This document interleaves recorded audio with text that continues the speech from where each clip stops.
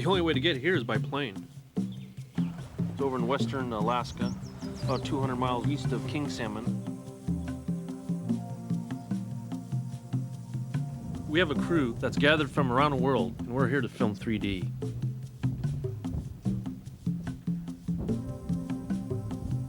I haven't had any trouble with the bears yet, but it's something that's always on the back of your mind. It's something that you just don't know. You just don't know. I guess if a bear did come in and get me, it's just my time.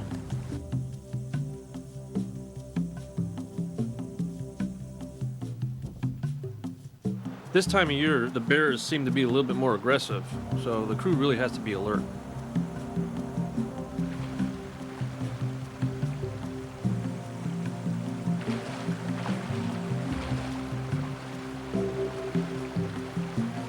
Leading this expedition is our 3D videographer, Tommy Beyer from Munich, and Alaska Wilderness Guide, Bob Kupich. Yeah, but we don't want to walk along the bushes. We want to be able to see around us.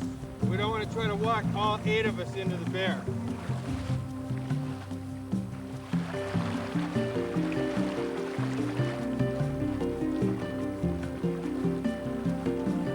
We're over here at the Funnel River.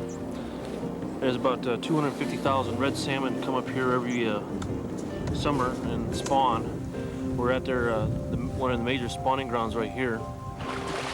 We gotta be careful for bears because it's a major feeding area for the big male bears. And being in a red dry suit floating on top of water, a little apprehensive.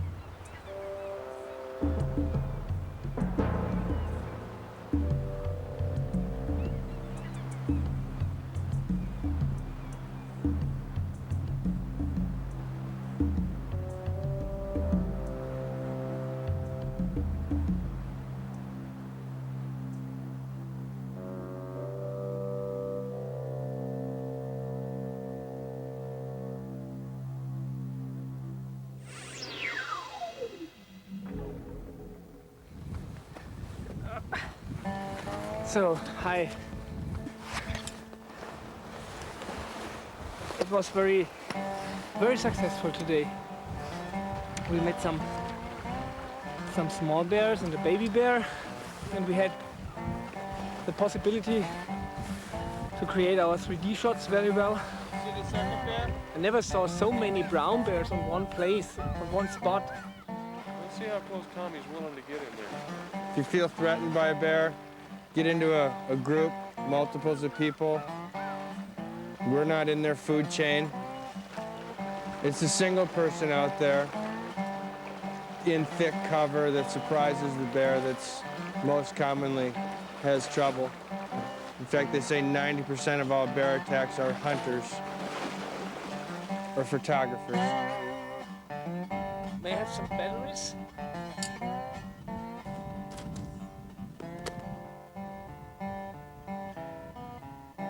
Bob, you about ready there? Yeah, I'm ready. What do you need? The current was a lot stronger than I expected, so it was a lot harder to rig the camera. But it was a real rush underwater, floating with the salmon, and the bear is right there. You have to know a lot of things about animals and their behavior, and then you can work with them, you can go close to them. You have to know about the behavior of the bears.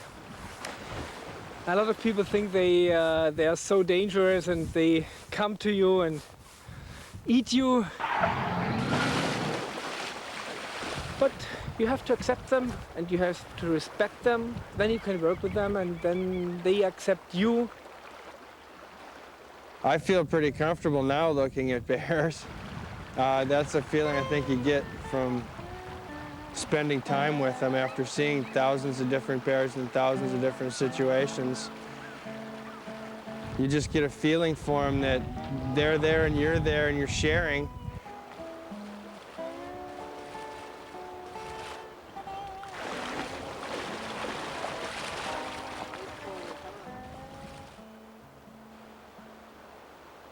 There was one situation, we were about 5 meters to a very big bear, and he was hunting the salmons. He was very close, and then he looked to me and he tried to come me, and then I turned around and showed him my whole body, my bright shoulders, and then he stopped and he looked, and then he hunted the salmon and went away.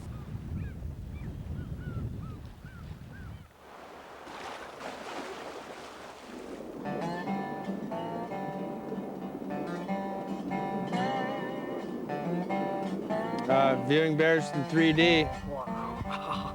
It's the only way to go.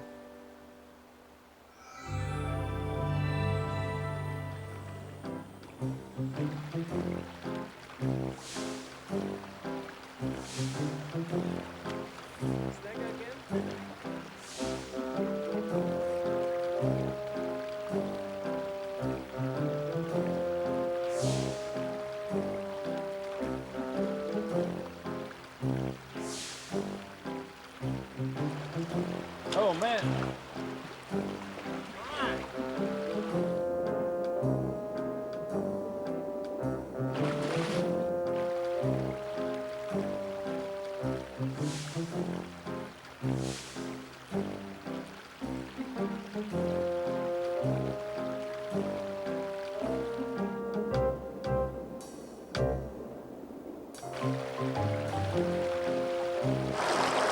That's a humpy, and we don't want those.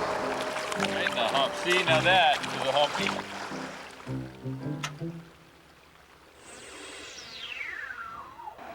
Wow, I'm from Pennsylvania, and let me tell you, this is the greatest I've ever seen. Everything is 3 times bigger, 3 times larger. The fish are 3 times as many. This man has caught 3 times as many fish as I've ever seen in my whole life. This is just absolutely great. Alaska is the place to be. Everything. I dare you to hook into that king. No way, not with this one. I'll do it.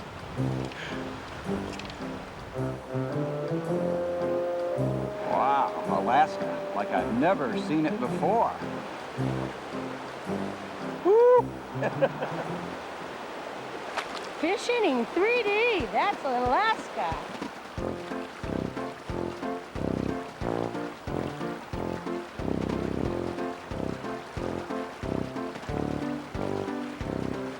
You see them big and in 3D. They're catching them as fast as they put the hook in the water. I'm not joking yet, this is weird.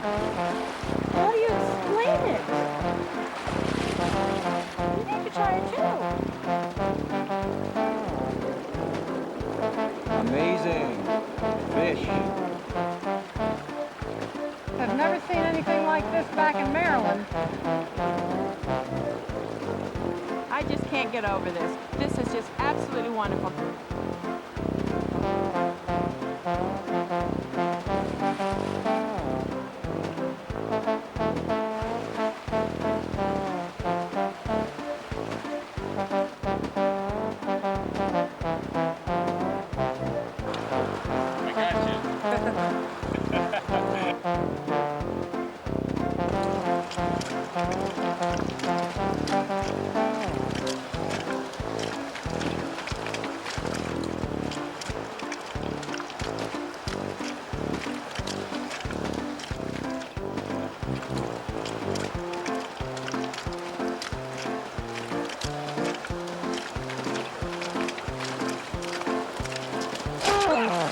I got you.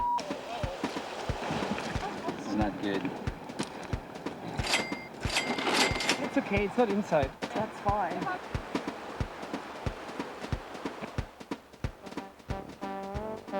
Hey, things like this happen in 3D, huh?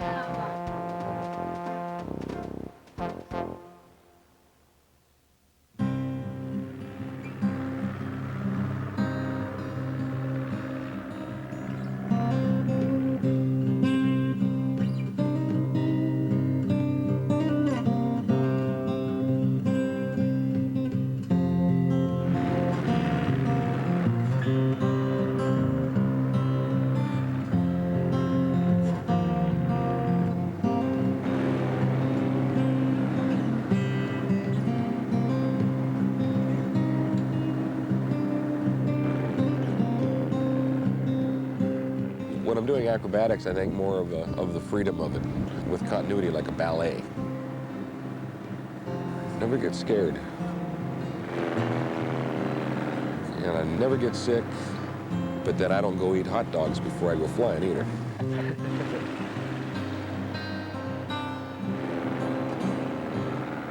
And it is a lot like music, that timing is important. And normally when I'm flying, I'm thinking about music, and when I'm playing music, sometimes I'm thinking about flying.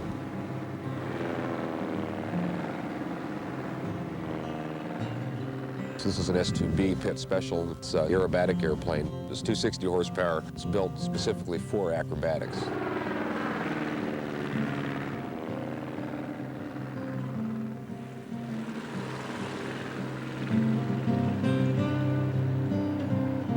My name's Doug Geeting.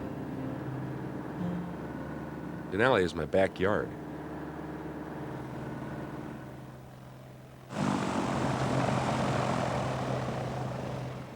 This is Talkeetna, Alaska, my home. Well, the 3D crew is here, and I'm going to be taking him up. This is the spot that you're going to really want. Yeah. So if we're over the Ruth Glacier and you want to move down glacier now. Yeah. In aerial shooting, a meeting like this, a pilot's briefing, is critical. Right. Yeah. People are going to be hitting the airport here for flight tours. What we're attempting, air-to-air photography, means there'll be a helicopter up there as well, and we'll have to choreograph the entire flight. And then they also look out for the guys that aren't calling on the radio. Great. Well, if you can monitor 22/7. 22/7 in the park, yeah. Yep. I mean, the 3D works in different layers. The helicopter has to move. For example, if you meet us like this and I'm on you, so I have the foreground, the background is passing by from the right side to the left side. And then you approach us, maybe you climb and then make a turn and go down. And This is going to be a challenge. In 3D, it's going to be even trickier.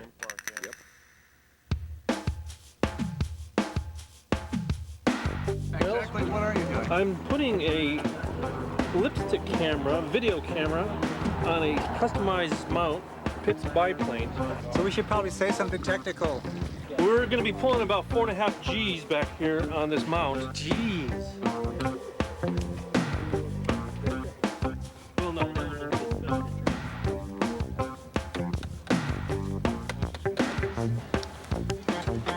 It's a Tyler middle mount. It's used for air-to-air, air-to-ground, steady camera operations, especially designed with a helicopter motion and helicopter.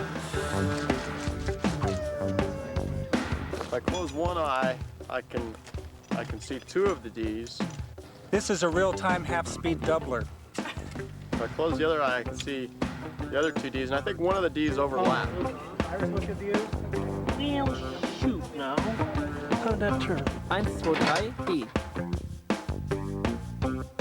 Today we're using a video camera, a state-of-the-art Betacam SP unit.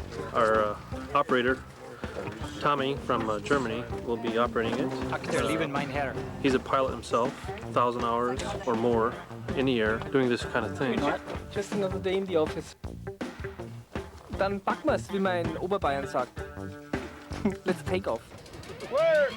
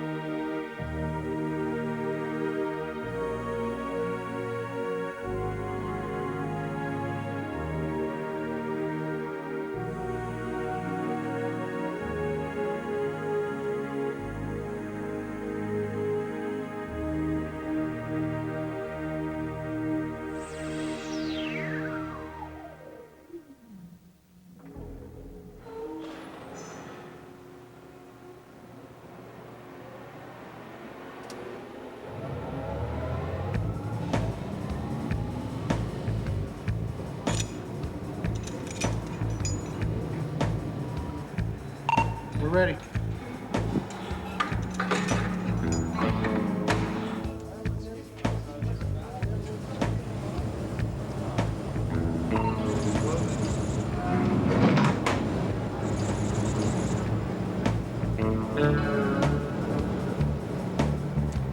The tram goes from 275 feet above sea level to 2,300 feet above sea level.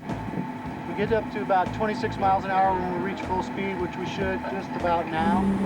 And it takes about 3.5 minutes at full speed.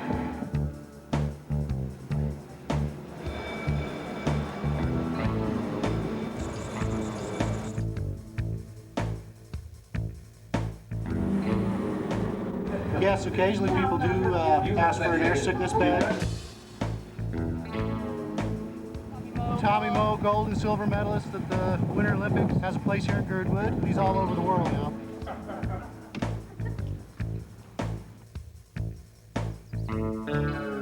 Okay, that's the Alaskan Prince Hotel. We have everything that your standard resort hotel has to offer, except that we're in Alaska. But if you really want to see Alaska, this is the only way to look at it. Wow!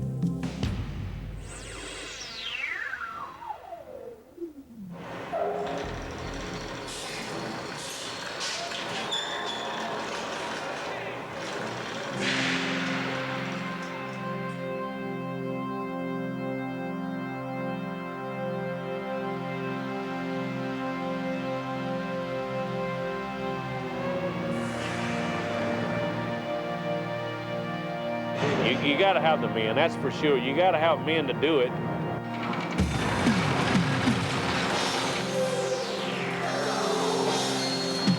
See, I don't know where any machine or computer could ever do it.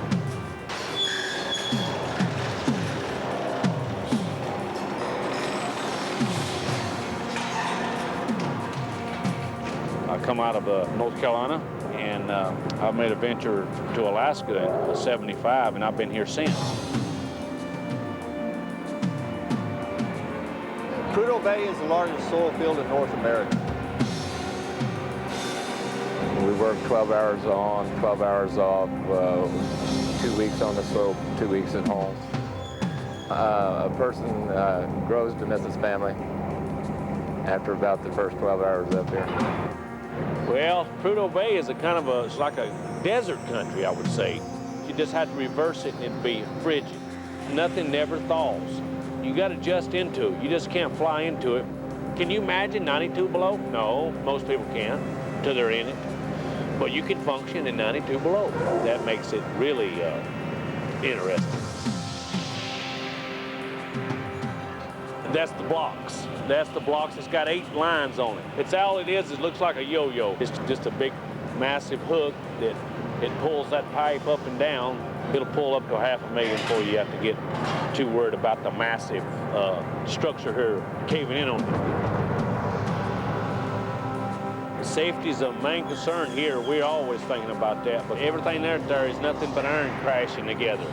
And you got to always be on your safety thinking all the time, because if you stick your hand or your arm in the wrong place, the iron don't have no mercy. It'll just cut it right off. We're going to be drilling a lot of oil wells, and we're hoping to go to 3D technology. Okay, here we go. We're going to get wild and get down and drill an oil well with 3D dimensions. And here we go, downtown Prudhoe Bay.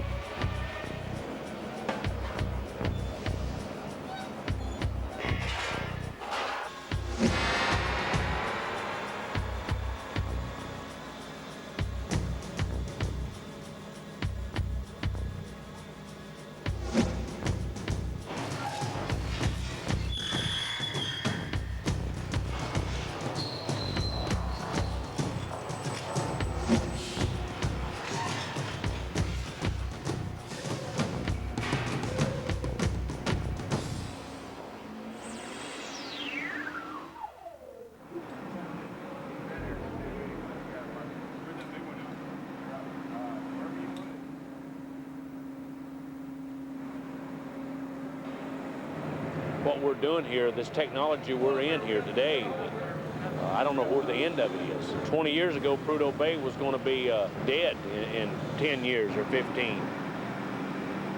Now today we're doing stuff that nobody ever thought about 10 years ago of doing. Nobody even dreamed of it.